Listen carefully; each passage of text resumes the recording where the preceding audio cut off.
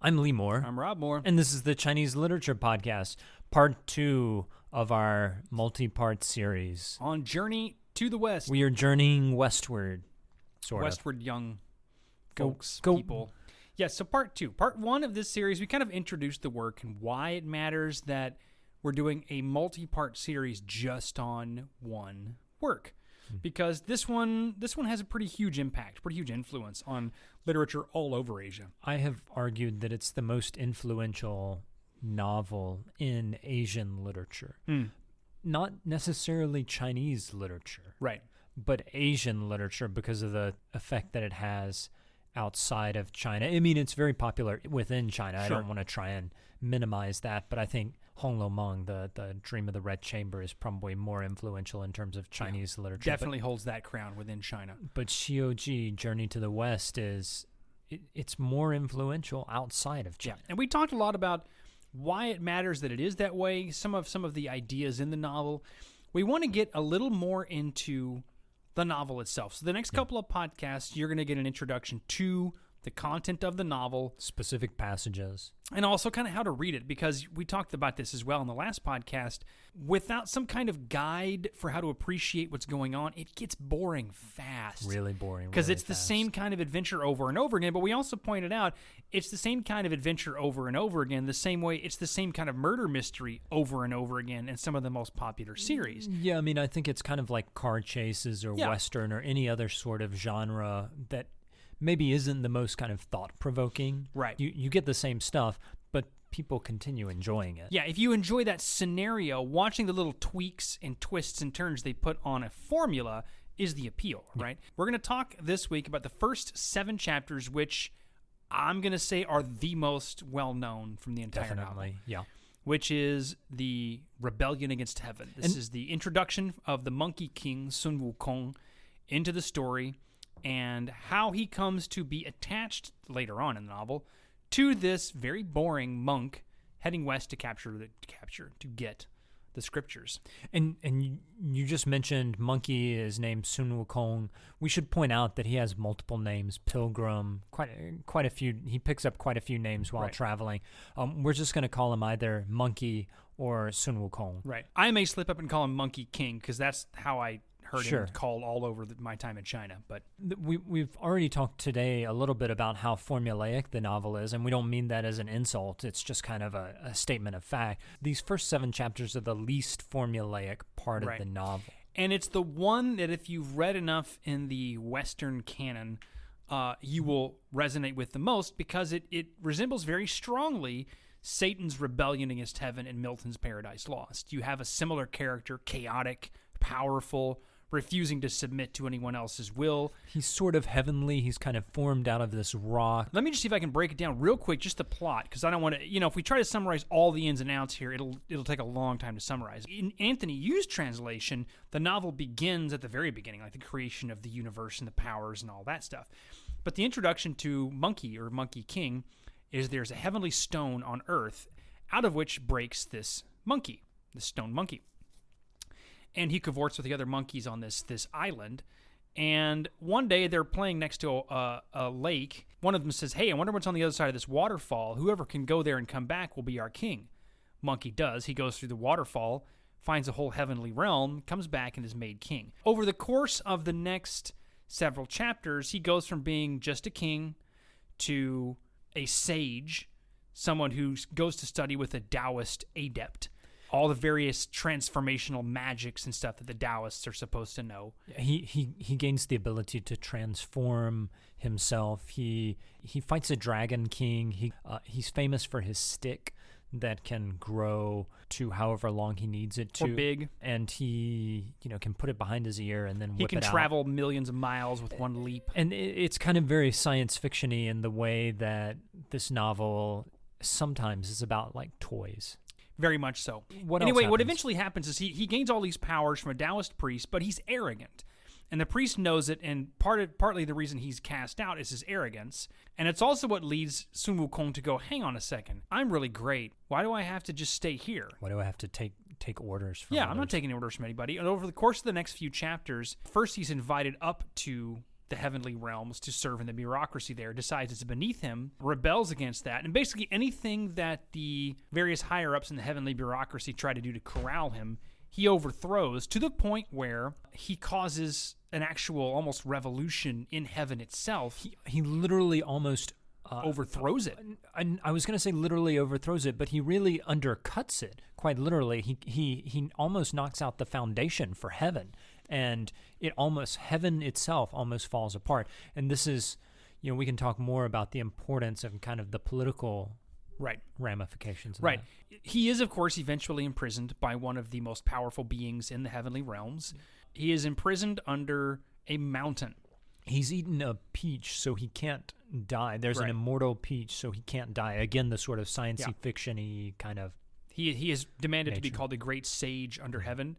The Emperor King of Heaven himself throws his best guys at Monkey King and tries to fight Monkey King to a standstill. But Monkey resists most of them. He eventually gets beaten. Right.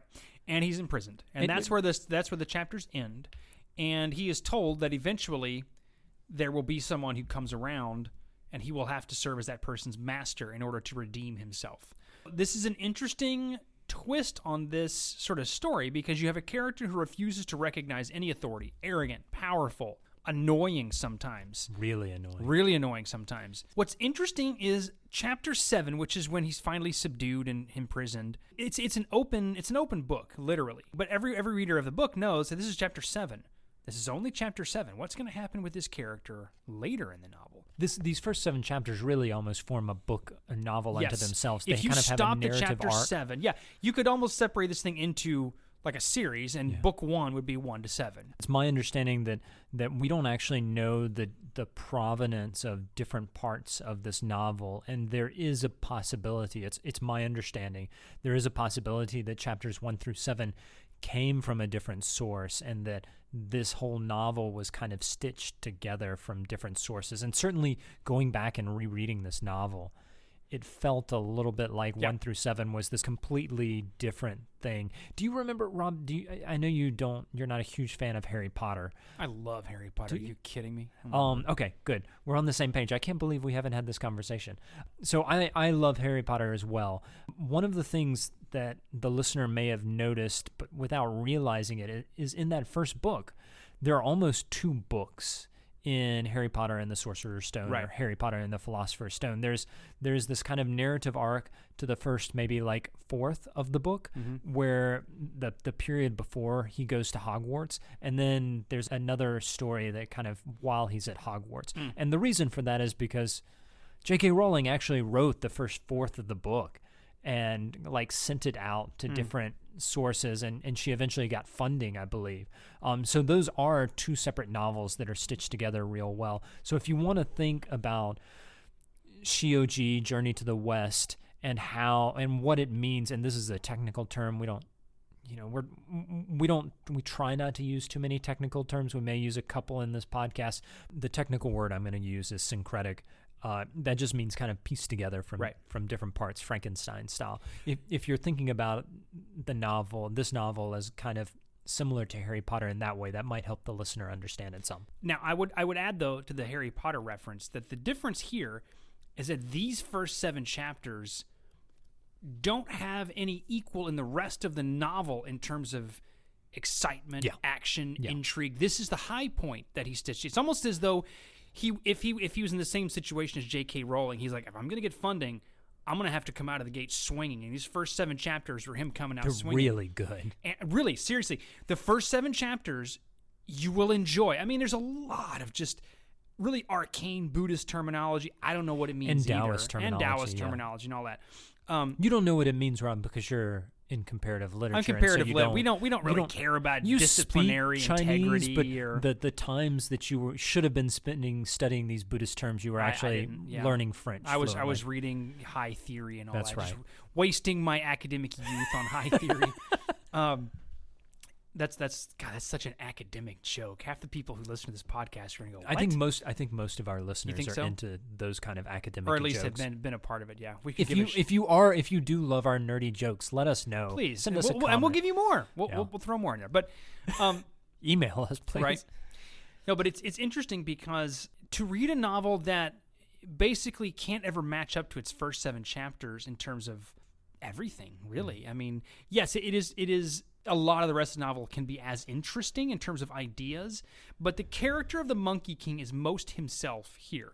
So arguably, he never really 100% changes from this point. He's kind of forced to serve, and he does so, but these first 7 chapters, Lee's giving me a head shake. He's forced to serve, and he does serve, but not willingly, through the rest of the novel. We'll talk about that later. So I disagree that Monkey never changes. I think this whole novel is about Monkey's change, and it's that narrative arc. This is Monkey if you read this as a Buddhist, as a kind of Buddhist allegory, as a Buddhist kind of Pilgrim's Progress, if you will, which is how Anthony Yu encourages. I don't think he said Pilgrim's Progress, but he is reading it as a Buddhist allegory, as a religious text. Anthony Yu is. If you read it as an allegory for Buddhism, then Monkey really does change. He has this profound change, and it's an important religious change. Now, I will say this.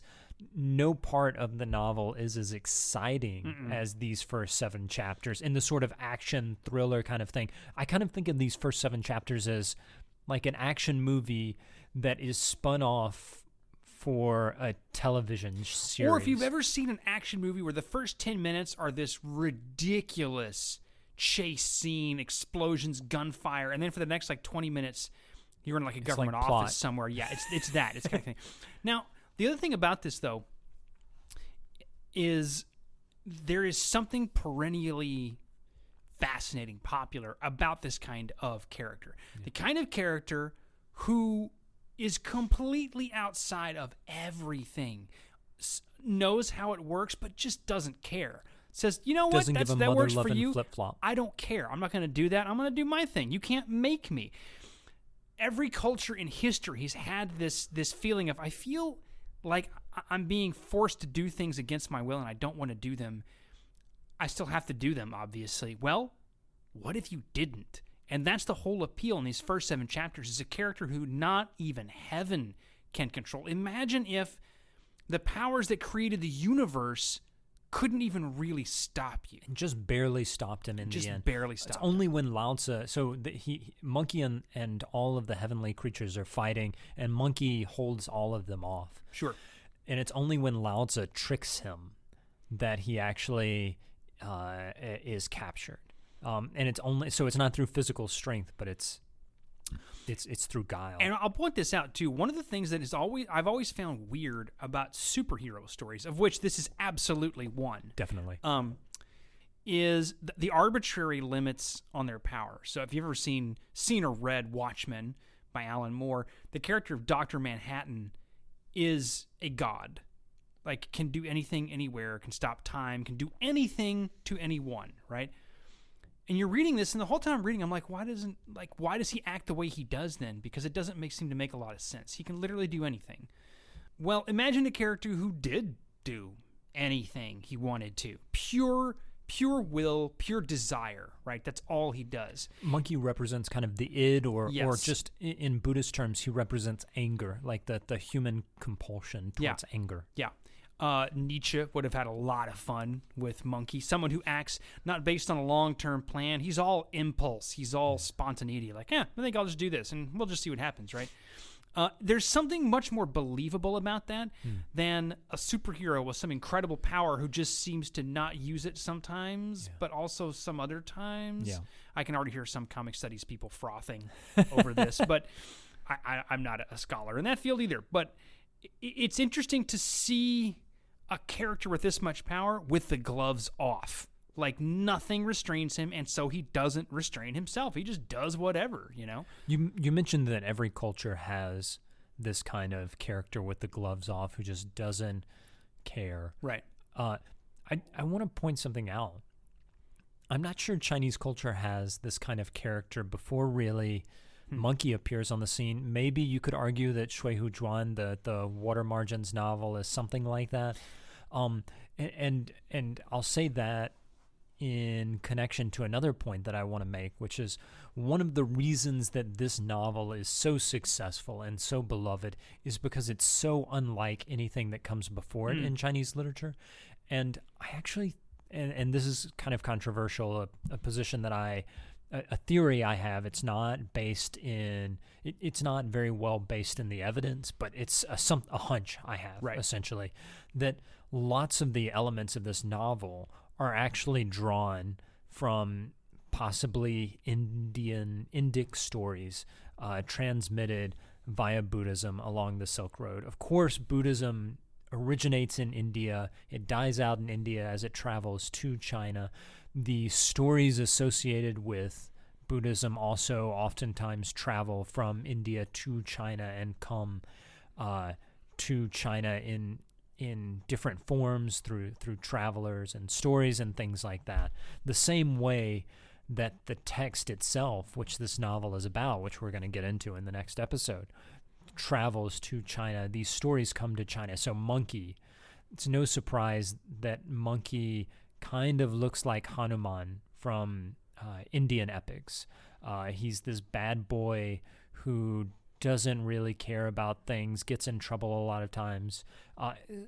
This is something that's just my theory. It's not provable, but I do really think that a lot of these elements, the elements of the story, are drawn from this, are less kind of created and more of translated along the Silk Road to China. Well, I think there's something to that, because by this point, of course, Buddhism has already been in China for what, 7 centuries, 8 centuries? It enters China in the Tang Dynasty. Well, this is written in I think it's published in the late 16th century, so like 1580s, 1590s, something like that.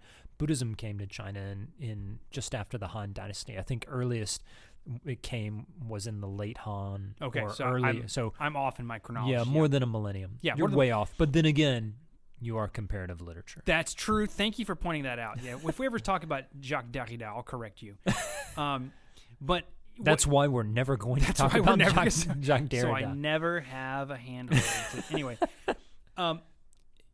but what's interesting about that is it's long enough now that a lot of these themes are internalized. The Buddhism has been internalized into a Chinese. And there's enough room to combine that in, say it with me now, syncretic fashion with older, because the martial arts genre of writing is extremely old in China. Yeah. It goes back pretty much to the beginning of the writing of history in China. Yes, it's super old. I think we did a podcast on Sima Qian's story of Nie Zheng, which is kind of the beginning point of martial arts. Or at least the beginning of it being codified. The stories were circulating before that. But anyway, so it makes total sense to have two different lines of storytelling for someone to go, why not just combine those though? Why not?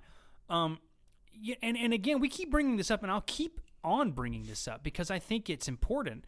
The parallels with our superhero stories that we tell, something like the Avengers. I was thinking about this just this morning, and I'm not really sure why, but the idea that the Avengers includes as one of the heroes Thor, who's a member of an actual cultural pantheon of gods. So superheroes and then Thor, an actual god, right? Together. So there's a lot of this going on all over the place. The idea of this is a religious theme over here. This is, superhero fiction over here. Let's bring them together. It has made sense before, right? That's Journey to the West. That's these first 7 chapters. And I think what I was going to add to that, and then you can jump on this. What's interesting about your notion of this being sort of a Buddhist import or an Indian import is that it also helps explain why all the gloves are off, right? Because Shui Hu Zhuan, the water margin, which is written shortly before this, also 16th century, these are characters in that novel who also operate outside the margins, but they have a code. A code of behavior that holds them together, like a code of honor, of ethics. They're not necessarily pure will because they're not being filtered through a Buddhist lens. Like, in order to have a character who's transformed, they should start out being the worst possible version of their own urges, which is exactly what Monkey is. And then at least theoretically, they are changed. You and I can disagree about that. I tend to think that doesn't happen until the last 2 pages of the novel. But anyway, you're wrong. Okay, fair enough. Not fair enough. You're wrong. But anyway, this combination is important because it's also what makes this novel international and not just a Chinese creation. Yeah. I think that's a great place to end it. Okay, stay tuned for other episodes. Also, as always, make sure you give us a shout out on Twitter, Instagram. On Twitter, we're ChinLitPod, Chinese Literature Podcast. Instagram, Chinese Lit Pod. And, of course, we should just stop calling it Patreon and just start calling it Beerion or something. Chinese Literature Podcast. Also, if you haven't already, subscribe. It makes us look good if we have subscribers. Leave us a review on your podcasting, your favorite podcasting app. We appreciate that. Tell us how brilliant we are. No negative reviews, please.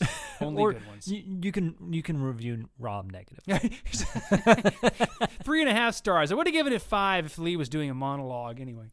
But yeah, we'll stop there. In the next couple of episodes will be more content from the novel. Yeah. We'll be giving you a little more about how to appreciate this, who the characters are, and perhaps most interestingly, how it ends. Yeah. All right. I'm Lee Moore. I'm Rob Moore. And this is the Chinese Literature Podcast.